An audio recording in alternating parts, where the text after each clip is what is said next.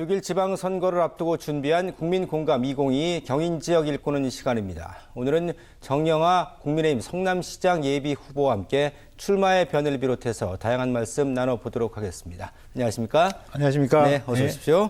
자, 지난 30일에 출마 기자회견을 가지셨잖아요. 먼저 성남시장에 도전하신 이유부터 한번 들어볼까요? 예. 출마 기자회견은 오늘 이제 18일 날 하고요. 그때는 이제 예비후 등록을 해가지고 이제 보도 자료를 제가 내보낸 건데요. 저는 이제 첫째, 지금 성남이 지난 12년 동안 이재명 시장 8년과 은수미 시장 4년 동안에 여러 가지 그 왜곡되고 문제가 많거든요. 그래서 이재명, 은수미의 잔재를 깨끗이 청소해가지고 그야말로 다시 정상을 회복한다는 것이 하나고요. 또 하나는 법률상 대한민국의 우리나라 특별시는 서울특별시지만 성남이야말로 정말 특별한 그 위치를 갖고 있고 그 특별한 도시가 될 수 있는 여건을 갖추고 있습니다. 역대 시장님들이 그것을 활용하지 못했는데 저는 정말로 그 성남을 특별한 도시, 그래서 서울 못지않은 오히려 서울을 능가한 도시를 만들거나 그런 초석을 놔야 되겠다. 그래서 시민들이 편안하고 행복한 삶을 누릴 수 있게 최대한 제가 역할을 하고 밑거름이 되고 그럴 생각으로 출마하게 된 겁니다. 네. 특히 지난 대선에서 이재명 저격수다라는 수식어를 얻으셨고요. 예. 지금도 뭐 진행형이다 이렇게 보는 시각이 많거든요. 어떻습니까? 예. 저는 사실 저격수라는 표현을 그런 말 듣는 걸 상당히 좀 별로 달가보지 않는데요. 네. 왜냐하면 저는 이제 진실을 바탕으로 해서 정의가 실현될 수 있다 이런 이제 소신과 신념으로 철학으로 이제 살아오고 있어서.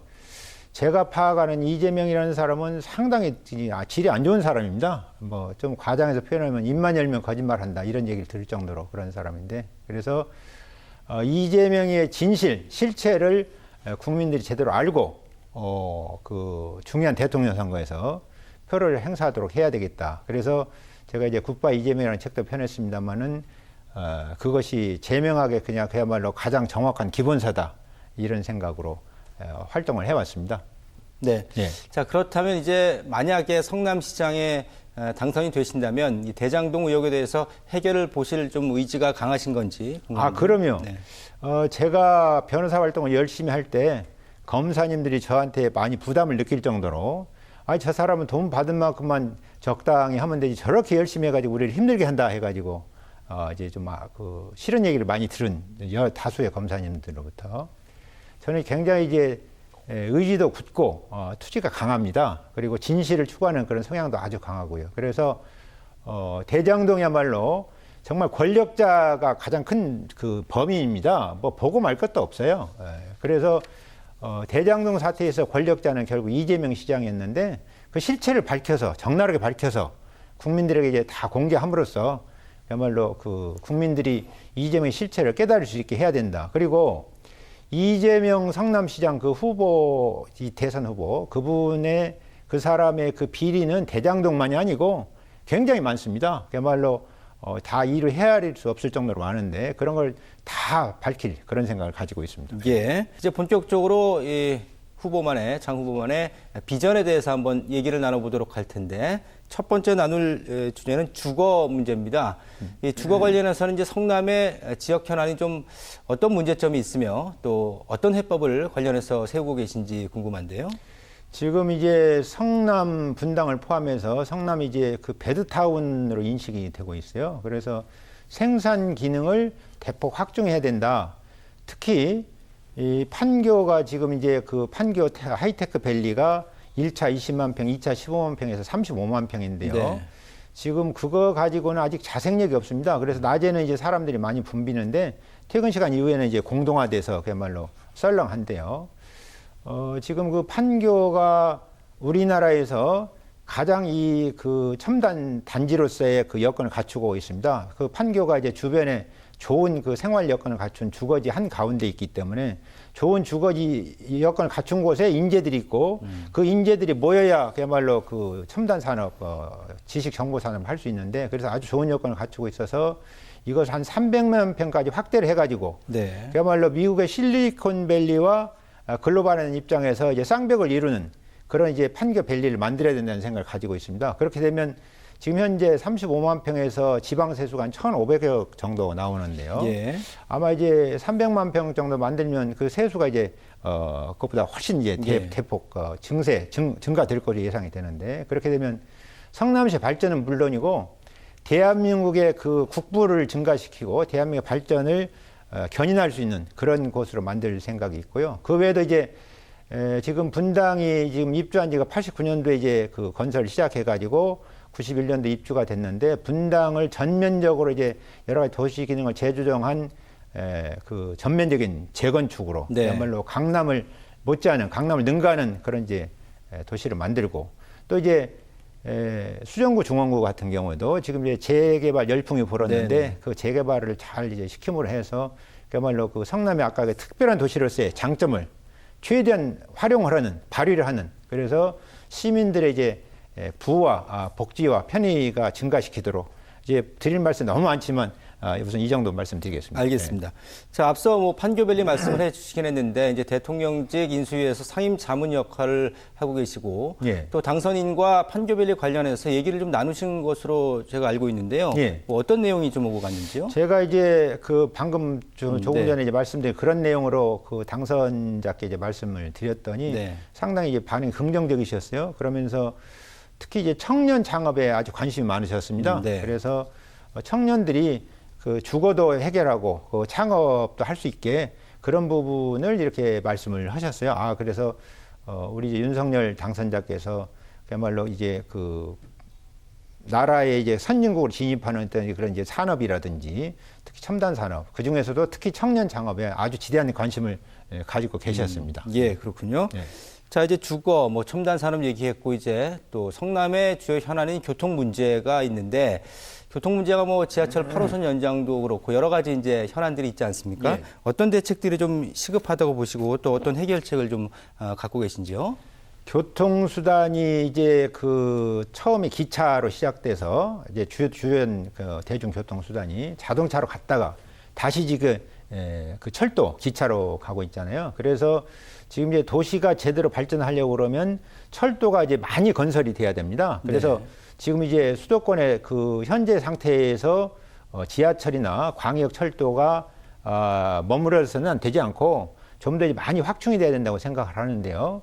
지금 8호선이 노선이 상당히 짧습니다. 네네. 그리고 현재까지는 이제 모란역까지만 돼 있는데 그 부분을 이제 판교역까지도 이제 연장을 해야 되고, 그다음에 이제 지하철이 그 요즘 이제 광역철도가 순환 노선화돼서 그렇게 건설되는 경향이 있어요. 네네. 그래서 판교역에서 이제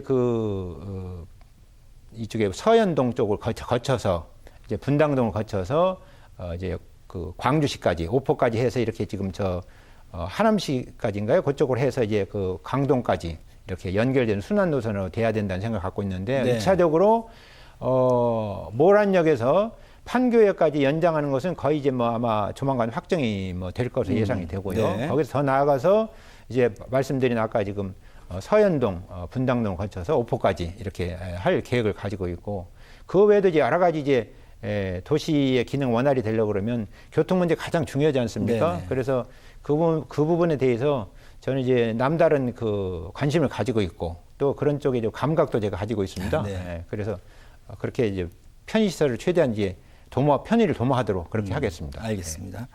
자, 주거, 그리고 첨단 산업 또 교통까지 살펴봤고, 이제 교육 문제 좀 살펴보겠습니다. 이 교육 격차가 또 코로나19 상황 맞으면서 더 벌어졌다라는 그런 얘기도 많이 나오고 있는데, 이 교육 격차에 대한 고민이 좀 깊은 것으로 알고 있는데, 예. 구체적으로 좀 어떤 생각을 갖고 계신가요? 사람이 할 수 있는 투자 중에서 가장 그 중요한 투자, 가장 성과가 좋은 투자가 교육입니다. 네네.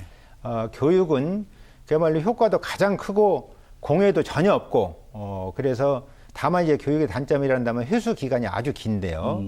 지금 이제 우리가 유태인들이 그 세계를 사실 지배한다고도 과언이 아닌데요. 그 유태인들이 교육을 잘 해가지고 그야말로 이제 세계적인 그런 한 2천만 명밖에 안 되는데 세계 경제나 세계를 지배한다고도 과언이 아닌데, 정말로 우리 교육을 그렇게 만들어 가야 된다. 네. 그렇게 하기 위해서는 이제 디지털이나 온라인, 저는 이제 디지털에 대해서도 이제 감각이 상당히 뛰어난 편인데요. 그래서 제가 지금 운영하고 있는 그 법무법인도 디지털이라고 2000년대 이름을 지을 정도로 이제 감각이 있고, 1983년도에 제가 판사 발령받아서 그때 당시 돈으로 1,000만 원을 들여가지고 이제 컴퓨터를 마련할 정도로 네. 엄청 큰 돈이죠. 그럴 정도로 이제 관심과 감각이 있는데 이 디지털이나 온라인을 교육에도 최대한 활용하게 해서 이제 디지털이나 온라인 특성이 여러 가지 있지만 그 중에 하나가 이제 여러 가지 이렇게 쌓아놓아서 이제 한번 만들면 그걸 계속 활용할 수 있거든요. 네네. 그리고 소수만이 아니고 많은 사람이 활용할 수 있고 그래서 그 콘텐츠를 이제 아주 잘 만들어 놓으면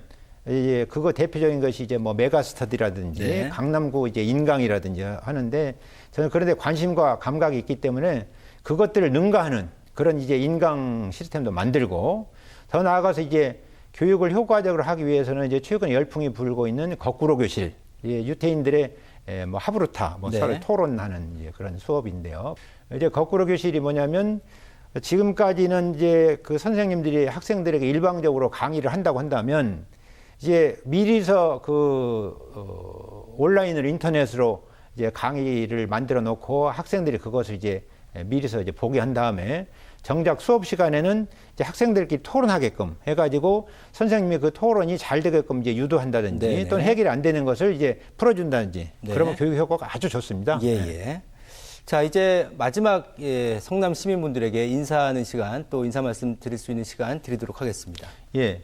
이제 많은 그 사람들이 정치인들이 이제 그 시장이나 이제 이런 선거 출마자들이 자신의 이제 출세나 권력에 관심 없다. 정말 진심으로 봉사하려고 한다. 하지만 그 말과 행동의 괴리가 얼마나 크냐에 의해서 그 사람이 이제 평가받는데요. 네네. 저는 말을 한번 뱉으면 저도 이제 사람인지라 100% 다 실행은 하지 못합니다. 그러나 저는 말과 행동을 일치시키려고 최대한 노력을 하는 그런 입장입니다. 그래서 아마 시민 여러분 이번에도 이제 대선 과정에서 그야말로 이재명의 실체를 드러내기 위해서 제가 정말 목숨 걸고 노력을 하고 또 투쟁을 했다고 해도 과언이 아닌데요.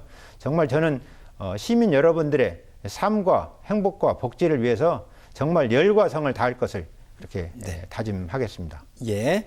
네, 지금까지 장영학 국민의힘 성남시장 예비후보 모시고 말씀 나눠봤습니다. 고맙습니다. 예, 고맙습니다. 네, 감사합니다. 감사합니다.